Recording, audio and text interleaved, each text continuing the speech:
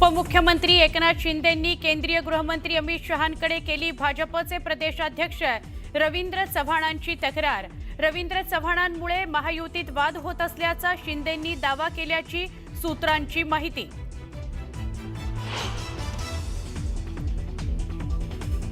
बिहार निवडणुकीतील विजयाचं अभिनंदन करण्याकरता शहांना भेटल्याचं शिंदेंचं स्पष्टीकरण। मी रडणारा नाही, लढणारा कार्यकर्ता असल्याचं शिंदेंचं विधान।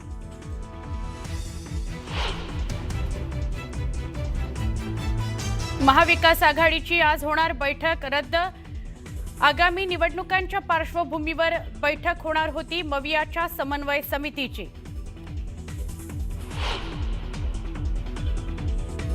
माळेगाव नगरपंचायत निवडणुकीच्या रणधुमाळीमध्ये शरद पवारांच्या पक्षाच्या शहराध्यक्षाला मारहाण। जखमी नितीन तावरेंवर उपचार सुरू। मारहाणीचं कारण अस्पष्ट।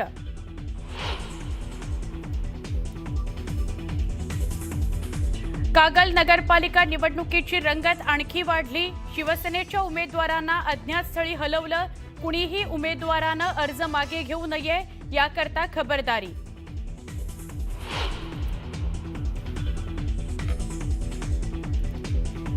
केंद्रीय राज्यमंत्री मुरलीधर मोहोळ यांनी घेतली केंद्रीय मंत्री नितीन गडकरींची भेट।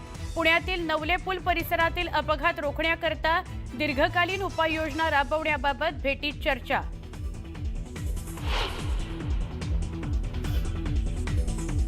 पुणे शहरातील बहुतांश भागाचा पाणी पुरवठा आज बंद। खडकवासला ते पर्वती जलशुद्धीकरण केंद्रादरम्यान महत्त्वाच्या कामाकरता संपूर्ण शहराचा पाणी पुरवठा राहणार बंद।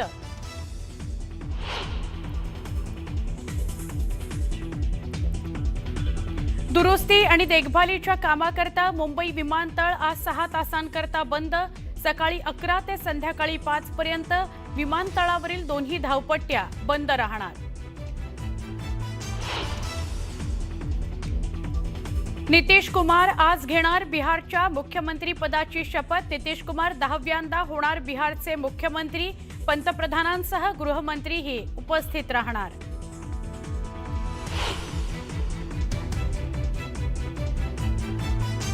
दिल्लीच्या लाल किल्ल्याजवळच्या ब्लास्टमध्ये पाकिस्तानचाच हात। पाकव्याप्त काश्मीरचे माजी पंतप्रधान चौधरी अनवर उल हक यांची कबुली।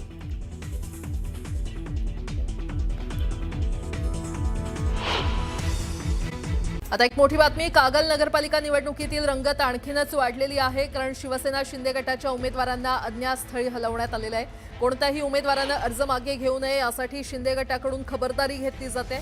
तर समजित घाटगे आणि हसन मुश्रीफच्या आघाडीमुळे एकाकी पडलेल्या संजय मंडलिक यांच्या मदतीला पालकमंत्री प्रकाश आंबेडकर धावून आलेत। पालकमंत्री प्रकाश आंबेडकर यांच्याकडून कागल नगरपालिकेसाठी जोडण्यांना सुरुवात करण्यात आलेली आहे।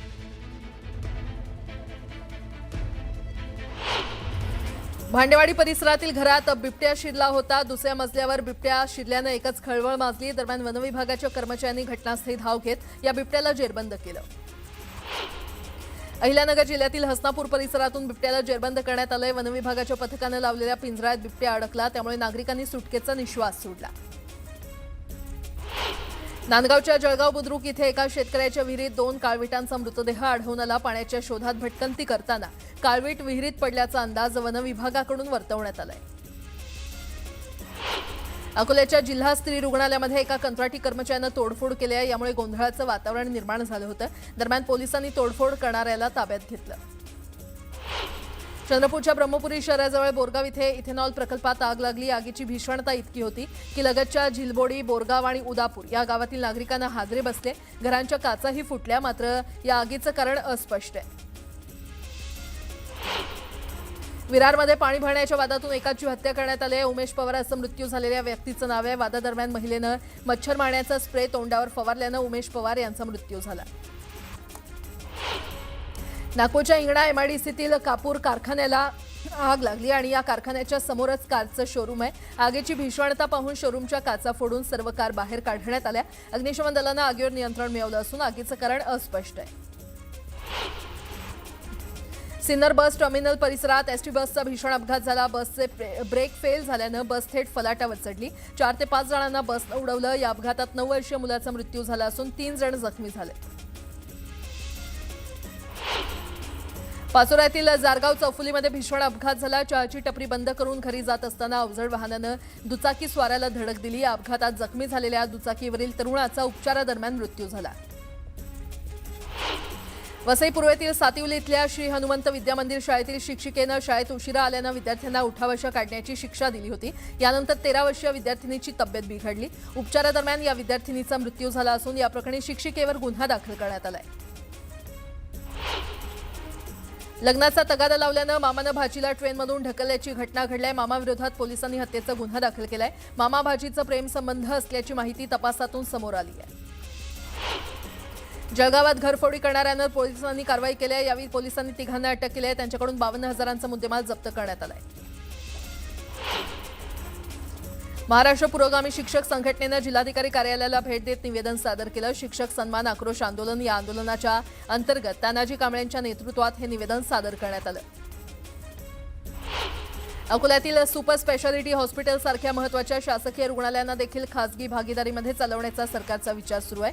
याला काँग्रेसकडून विरोध दर्शवण्यात आलाय। साजिद खान पठाण यांनी रुग्णालयामध्ये जाऊन संताप व्यक्त केला।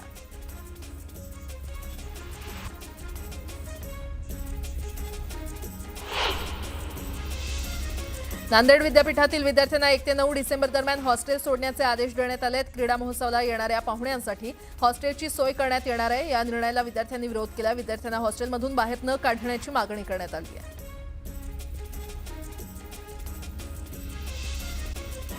महायुतीमध्ये एकनाथ शिंदे एकटे पडल्याचं वक्तव्य काँग्रेस प्रदेशाध्यक्ष हर्षवर्धन सपकाळ यांनी केलंय।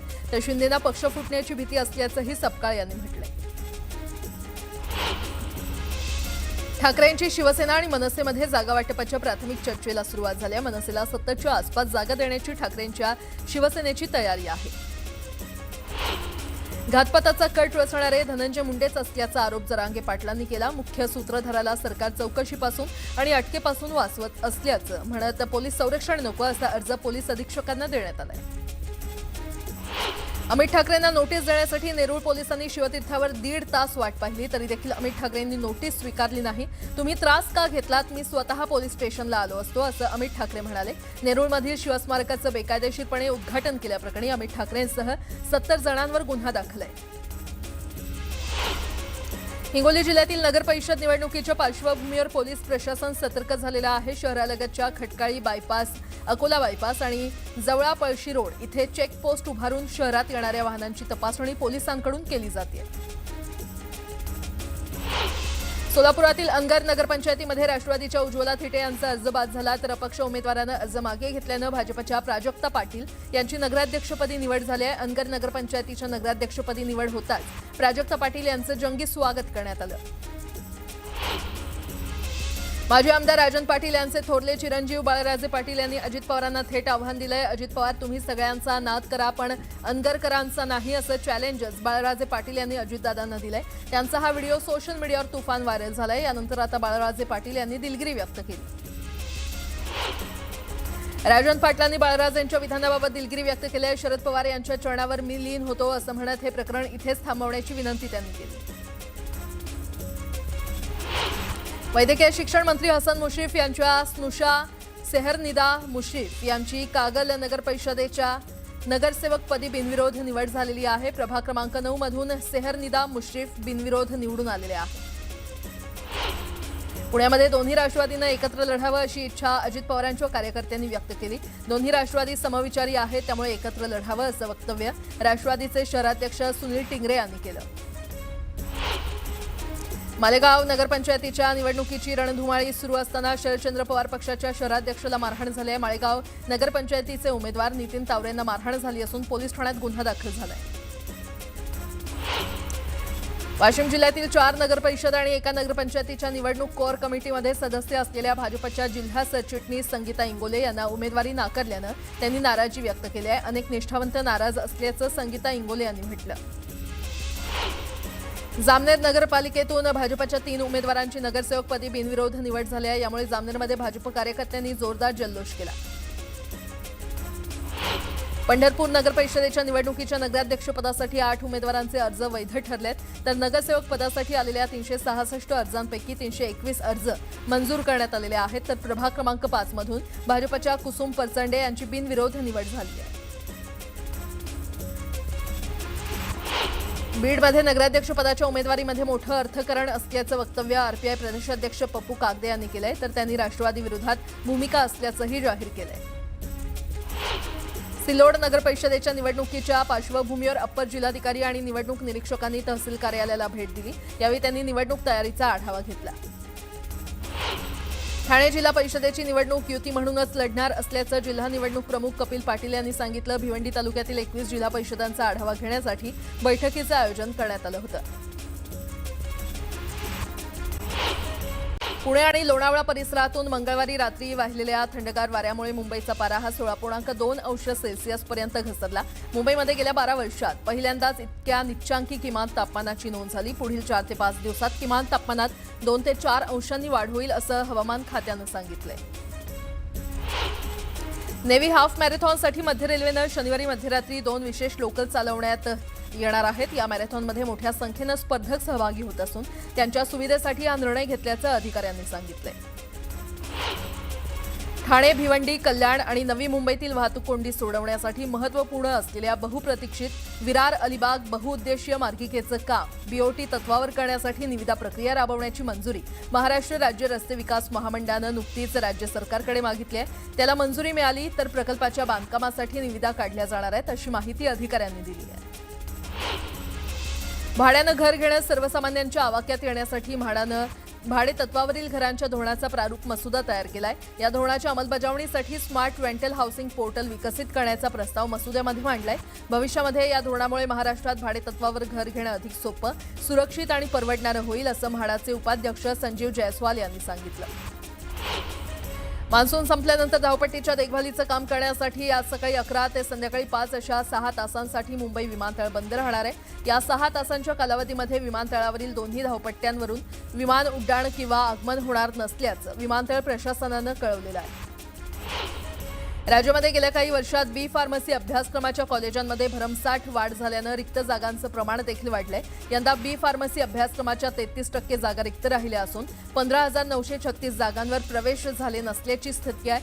अनेक कॉलेजमधील निम्म्या जागा भरल्या गेलेल्या नाहीत. तसंच गेल्या वर्षीच्या तुलनेत प्रवेश घेणाऱ्या विद्यार्थ्यांमध्ये देखील घट झाली आहे.